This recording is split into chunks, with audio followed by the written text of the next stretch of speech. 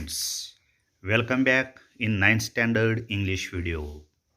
In previous video, we had learned about the warming up activities in unit number 2.4. Please listen. In this activity, we had learned about the chit chat activity, 20 questions, agreements, and disagreement. These three activities we had discussed and learned. I think all of you have read it, and on page number 50, you have solved these activities. And then in the next video, we had learned about the poem. Please listen. In this poem, the poet is unknown. The poet or the speaker is a young teenager who is developing young to adult. The speaker is talking with their parents and he requested to be listened and understood. He doesn't need help or advice. He wants a patient listener, very confident to face challenges. He advised to us only listen and not open your mouths for advice. My friends, this is a poem by an unknown author. The speaker is a young and developing the childhood into the adult. He requests to his parents, please listen and understood his views, his opinion. The speaker doesn't need to help or give the advice. विद्यार्थी मित्र हो, please लिसन या कवितेमध्ये speaker हा एक तरुण मुलगा आहे. तो प्रौढावस्थेकडे झुकणारा आहे. त्याचे असे मत आहे की मुलाचे बोलणे ऐकून न घेता त्याने काय केले पाहिजे हे सल्लेच फक्त दिले जातात असे या मुलास वाटते. प्रस्तुत कवितेत कवीने मुला-मुलींचे वरिष्ठांना उद्देशून असलेले मत इथं मांडण्याचा प्रयत्न केलेला आहे. समोरच्या व्यक्तीचे बोलणे, म्हणणे, ऐकून घेणे किती आवश्यक आहे. तसेच बोलणाऱ्याच्या भावना समजून घेणे, तसेच त्याचे म्हणणे काळजीपूर्वक ऐकून घेणे, समजून घेणे किती महत्त्वाचे असते याविषयीचे वर्णन या कवितेमध्ये फ्री व्हर्समध्ये या कवीने इथं मांडण्याचा प्रयत्न केलेला आहे.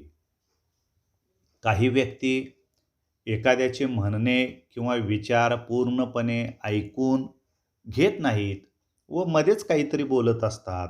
लोकांच्या या विचित्र वागण्याचे व व्यवस्थित समजून न घेणाऱ्याचे या कवीला आश्चर्य वाटते. बऱ्याच वेळेला पालकांनी केलेल्या काही गोष्टी ह्या मुलासाठी त्रासदायक कसे ठरतात. मुलांच्या इच्छा, भावना, त्यांचे म्हणणे समजून घेण्याचा प्रयत्न पालकांनी सुद्धा केला पाहिजे असे या कवीचे मत या कवितेमध्ये कवीने मांडलेले आहे. तसेच कवी परमेश्वराला आदर्श श्रोता समजतो, कारण की तो सर्वांचे म्हणणे ऐकून त्यांच्या समस्या सोडविण्याचा प्रयत्न परमेश्वर करत असतो. तो कधी सल्ले देत नाही. तो म्यूट लिसनर आहे. शांतपणे आपल्या भक्तांचे म्हणणे तो ऐकून घेत असतो आणि मग त्यांना आशीर्वाद देऊन त्यांचे कामे करण्याचा प्रयत्न करतो. म्हणजे इथं या अज्ञात कवीची ही कविता किंवा एखाद्या किशोरवयीन मुलाने बहुधा आपल्या आईवडिलांना केलेली ही एक विनंती आहे. आपले म्हणणे आईवडिलांनी ऐकून घ्यावे, आपल्याला समजून घ्यावे, असे तो त्यांना सांगत आहे. या कवितेमध्ये आपण पान नंबर 51 आणि पान नंबर 52 या 2 पानावरती दिलेली ही कविता आपण ऐकलेली आहे. त्याच पद्धतीनं त्या कवितेचं स्पष्टीकरणसुद्धा करून पाहिलेलं आहे. मला वाटतं तुम्ही ती कविता वाचलेला असाल. वॉर्मिंग अपमध्ये दिलेल्या 3 ॲक्टिव्हिटी ज्या होत्या, त्या 3 ॲक्टिव्हिटी त्यामध्ये पहिली चिटचॅट ॲक्टिव्हिटी 4 प्रश्न WH टाईपचे दिलेले आहेत. त्याच्यानंतर 20 क्वेश्चन्स म्हणजे ग्रुप ॲक्टिव्हिटी आहे ही. या ग्रुप ॲक्टिव्हिटीमध्ये प्रश्न कसे तयार केले जातात, मग त्याच्यामध्ये WHचे प्रश्न असतील किंवा येस नो टाईपचे प्रश्न असतील. ही प्रश्न कशी तयार केली जातात हेही आपण इथं शिकलं. आणि 3 नंबरला एखादा विषय तुम्हाला दिला तर त्यावरती 2 व्यक्तींचं मत ॲग्रीमेंट्स अँड डिसॲग्रीमेंट्स या स्वरूपामध्ये कसं असू शकतं, हे आपण टेबलच्या माध्यमातून या ॲक्टिव्हिटी इथं सोडवलेल्या आहेत. या 3ही ॲक्टिव्हिटी तुम्ही तुमच्या वहीमध्ये सोडविण्याचा प्रयत्न करा. त्यानंतर आपण या कवितेचे या कवितेवरती आधारित जी काही प्रश्न होती, ती प्रश्न त्या कवितेच्या बाजूला दिलेली मार्जिन क्वेश्चन्स, ही मार्जिन क्वेश्चन्ससुद्धा आपण व्हिडिओमध्ये सोडवलेली आहेत. I think all of you have read this poem, learnt about it, and solved these activities given beside in the margin questions. 2 कामं यामध्ये दिलेली होती तुम्हाला. एक म्हणजे मार्जिन क्वेश्चन सोडवणं आणि चिटचॅटवरती आधारित प्रश्न सोडवणे. ही दोन्ही कामे आपण केलेले असाल असं गृहीत धरतो आणि या कवितेखाली दिलेली जी प्रश्न आहेत, ज्या ॲक्टिव्हिटी आहेत, त्या ॲक्टिव्हिटीचा आपण आता सराव करूया. त्या ॲक्टिव्हिटीविषयी आपण डिस्कस करूया आणि ते सोडवण्याचा इथं प्रयत्न करूया. आजची ही आपली 3री ॲक्टिव्हिटी या कवितेवरची असणार आहे. म्हणजे 3ही ॲक्टिव्हिटी आपणाला सोडवणं हे अतिशय गरजेचं आहे. तर विद्यार्थी मित्रो, इंग्लिश वर्कशॉपमधील पहिली activity, complete the following with the help of the lines of the poem. Again I am going to read this question. Complete the following with the help of the lines of the poem. कवितेच्या साहाय्यानं खाली दिलेली ज्या 3 ओळी आहेत, या 3 ओळी तुम्ही पूर्ण करा असं इथं सांगितलेलं आहे. एक पहिली ओळ तेवढी तिथं त्याने दिलेली आहे. कोणती आहे ती ओळ? When I ask you to listen to me, you start doing.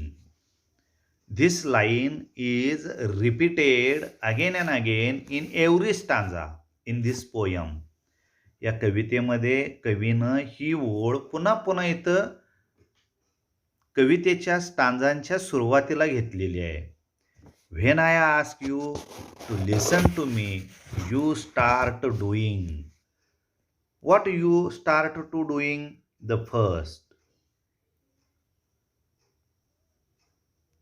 इथं कवी म्हणतो, मी ज्या ज्या वेळेला तुम्हाला माझं ऐका असं प्रश्न विचारतो, त्यावेळेला तुम्ही काय सुरू करता? तुम्ही कोणती गोष्ट सुरू करता? Giving me advice. You start giving me advice. This is the first. Second, when I ask you to listen to me, you start doing, telling me why I shouldn't feel that way. ज्या ज्या वेळेला मी तुम्हाला ऐकून घ्या, शांत माझं पहिला ऐकून घ्या, असं सांगतो, त्यावेळेला तुम्ही माझ्या भावनांचा विचार करत नाही. And in the third line, when I ask you to listen to me, you start doing, feeling you have to do something to solve my problem. त्या वेळेला तुम्ही माझा जो प्रॉब्लेम आहे, तो प्रॉब्लेम सोडविण्याचा प्रयत्न करता, मला सल्ला देण्याचा प्रयत्न तुम्ही करता. माझं पूर्ण ऐकून न घेता मला सल्ला देण्याचाच तुम्ही प्रयत्न करत असता. Now the second activity, write the opposites, that means the antonyms of the following. Here the word opposite and antonyms, the synonyms are given here. Opposites means विरुद्धार्थी आणि antonyms म्हणजे विरुद्धार्थी.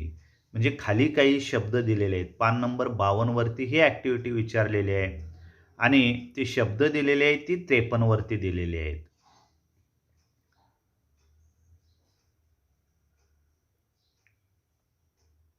मला वाटतं एकूण 8 शब्द दिलेले आहेत तिथं आणि 8 शब्दांचा विरुद्धार्थी शब्द तुम्ही शोधण्याचा प्रयत्न करा, लिहिण्याचा प्रयत्न करा, असं इथं सांगितलेलं आहे.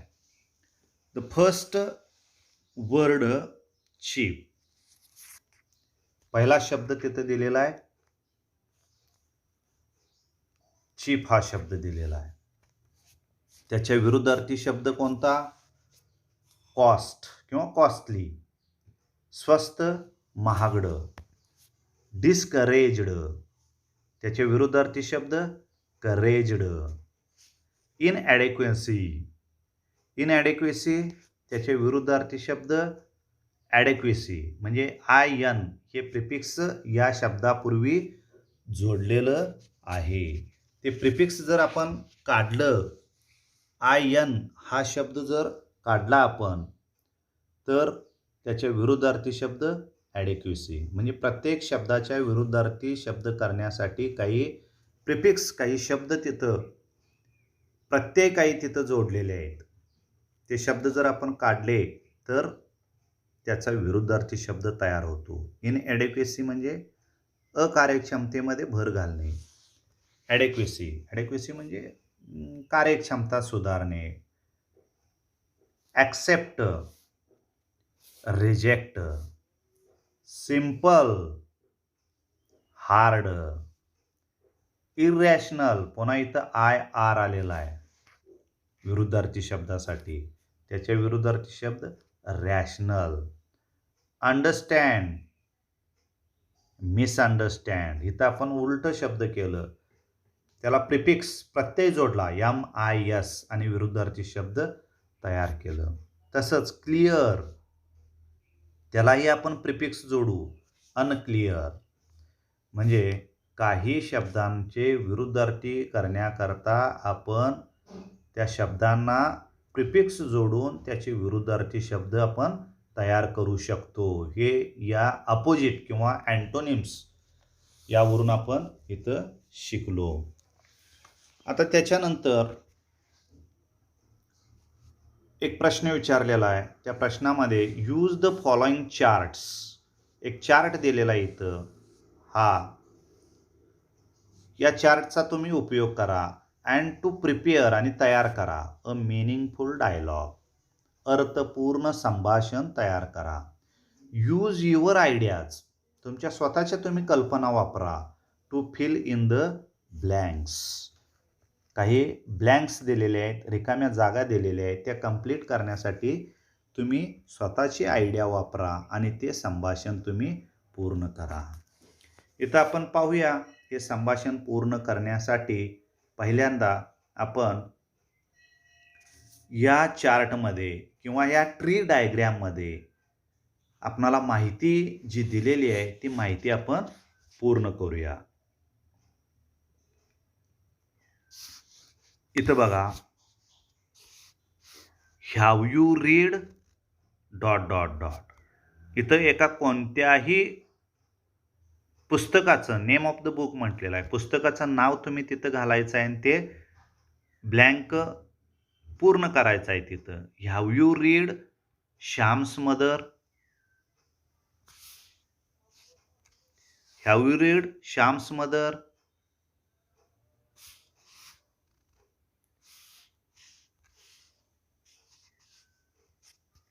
इथं शब्द एक पहिलं वाक्य आपण संभाषण तयार करत असताना असं म्हणू, A said have you read Shyam's mother story book?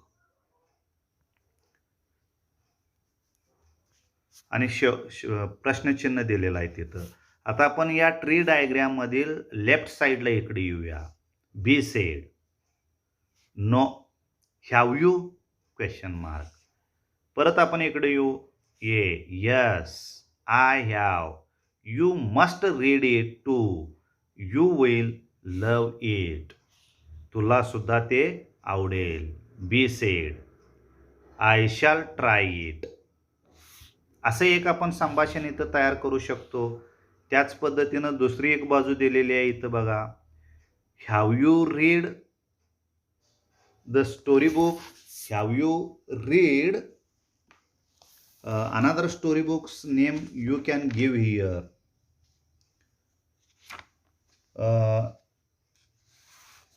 A said, have you read Harry Potter and the Philosopher's Stone? Question mark. No, I haven't. B said,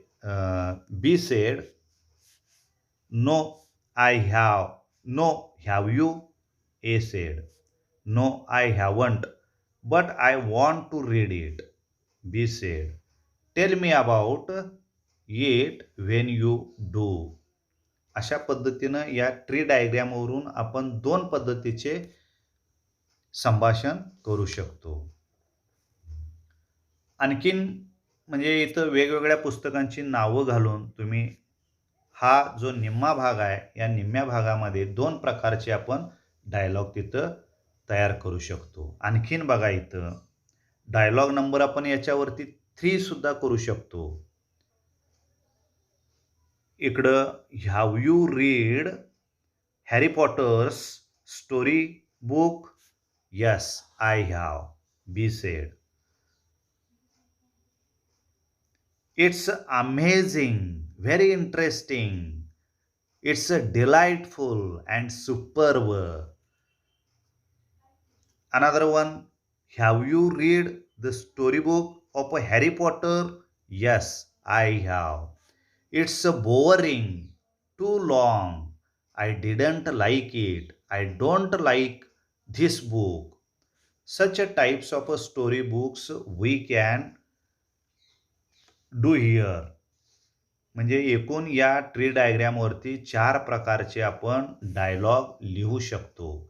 त्याच पद्धतीनं इथं आणखीन काही प्रश्न डायलॉग रायटिंग संदर्भात विचारलेले आहेत ते आपण बघूया इथं. Prepare a similar conversation about a film. एका मूव्हीजविषयी, एका फिल्मविषयी आणखीन एका पद्धतीची डायलॉग तुम्ही तयार करा असं इथं सांगितलेलं आहे. आणि त्याच्यासाठी सुद्धा तिथं ट्री डायग्रॅम दिलेला आहे. त्या ट्री डायग्रॅमचा उपयोग करून तुम्ही आणखीन एक डायलॉग लिहा असं सांगितलेलं आहे. पाहूया आपण.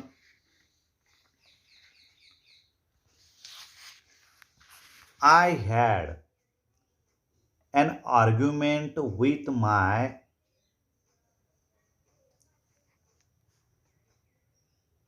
sister or brother today.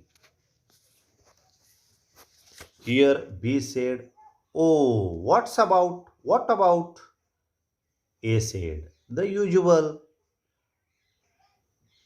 I wanted to watch the cartoon and he or she changed it. So again we ended up fighting. B said, Why don't you talk about her peacefully? I tried, but it doesn't help. Such a types of a dialogue we can frame here. अशा पद्धतीचा एक dialogue आपण तयार करू शकतो. त्याचाच दुसरा भाग इथं आपण करू शकतो. ह्या ए मध्येच इथं ए हा डायलॉग दिलेला आहे. ह्या डायलॉगचाच आणखीन एक भाग आपण पाहू शकतो इथं. पहा आता. I had an argument with my sister today. Oh, what's about the usual? I wanted to watch the film and see change this channel. So again we ended up fighting. B said, why don't you talk about her with a peaceful? A said, I shall try it. Such a types of a dialogue we can frame here with the help of this tree diagram.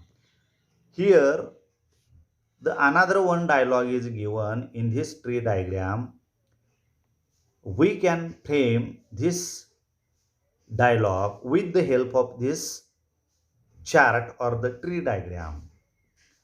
I had an argument with my elder brother today. Oh no, not again.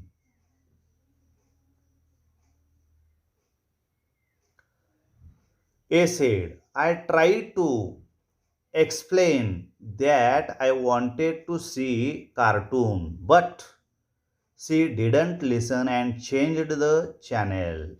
B said, sad, very sad. In this way, we can frame this dialogue with the help of this tree diagram. But suppose if there is given only one question about such a type, prepare a similar conversation about a film. म्हणजे याच पद्धतीचं संभाषण तुम्ही एका मूव्हीवरती, फिल्मवरती तयार करा असं सांगितलं वर दिलेल्या त्या ट्री डायग्राम प्रमाणे इथं. त्या पद्धतीनं आपण तयार करू शकतो. Have you seen the film Baahubali? B said, no I haven't. इथं दिलेलं आहे नो आय हॅवंट किंवा नो हॅव यू तिथं दिलेलं आहे. त्यातला आपण एक वापरून तिथं तयार करू शकतो. Again A said, it's a interesting movies, you must watch it. And B said, I shall try it. Such a types of a dialogue you can frame or make in your notebook. अशा पद्धतीचे dialogue रायटिंगचे प्रश्न तुम्ही सोडवू शकता. इथे एक नमुन्यासाठी एक 2-3 dialogue दिलेले आहेत. डायलॉग रायटिंगसाठी ॲक्टिव्हिटी शीटमध्ये एकूण 5 गुणासाठी हा प्रश्न विचारला जातो. तर त्या डायलॉग रायटिंगचा सराव आपण अधिक प्रमाणामध्ये करावं. त्याच्यानंतरचा पुढचा प्रश्न दिलेला आहे तो 4 नंबरचा प्रश्न. Maintain a diary at least for a week. म्हणजे एक आठवड्याची डायरी तुम्ही मेंटेन करा असं इथं सांगितलेलं आहे. Write about your interactions with the other people. या डायरी लेखनामध्ये इतरांच्या सोबत आलेला जो इंटरॅक्शन आहे तो तुम्ही त्यामध्ये नमूद करा. In your surroundings in 3 to 4 lines. 3 ते 4 ओळीमध्ये तुम्ही लिहिण्याचा प्रयत्न करा. Also write whether you find the interaction happy, unhappy, satisfactory, unsatisfactory, enjoyable, stressful, etc. म्हणजे तुमची इंटरॅक्शन, तुमच्या भावनांची देवाणघेवाण कशा पद्धतीची झाली ते तुम्ही त्या डायरी लेखनामध्ये लिहा. आता इथं एक डायरी लेखन केलेलं आहे ते पहा. Diary for a week. Day 1. Today I was the first Today was the first day of my school. I enjoyed it a lot. I got the chance to make a new friends. My class teacher helped me in the interacting with all my classmates.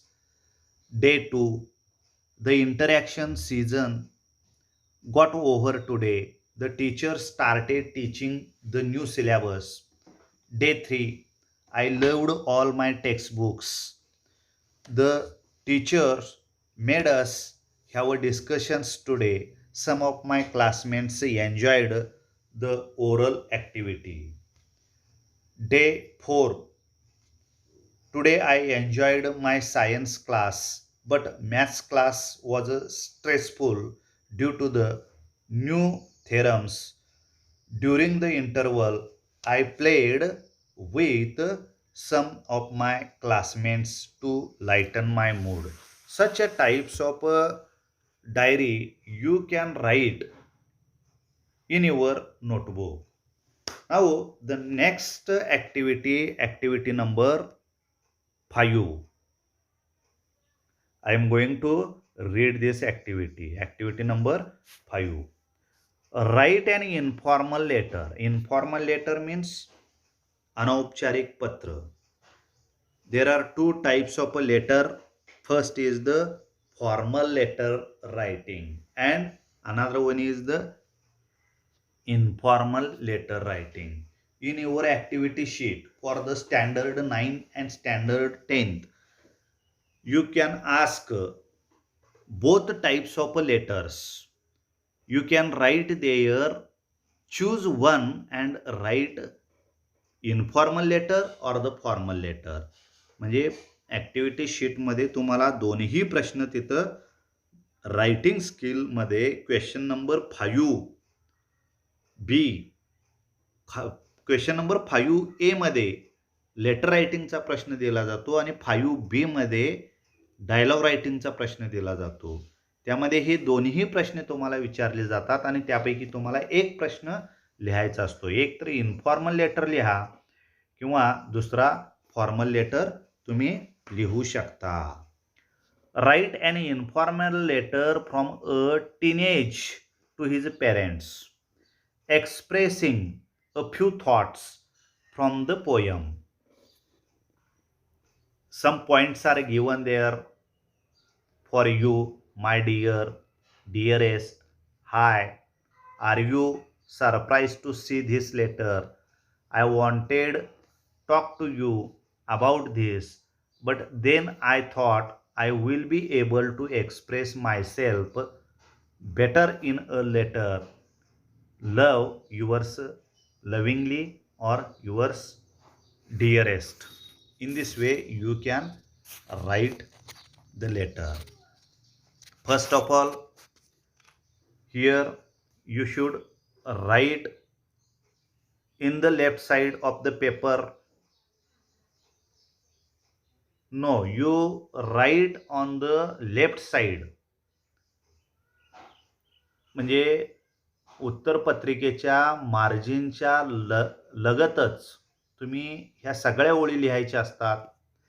या उत्तरपत्रिकेमध्ये margin सोडून एका लाईनमध्ये तिथं date पहिला लिहा किंवा ज्यांना पत्र तुम्ही लिहिणार आहात त्या पत्राचं पहिल्यांदा पत्ता लिहा, त्याच्यानंतर डेट लिहा, त्याच्यानंतर माय डिअर फादर तिथं लिहा किंवा माय डिअरेस्ट फादर असं पत्राला सुरुवात करा.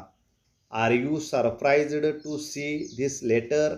I wanted to talk to you directly about this, but then I thought I will be able to express myself better in a letter.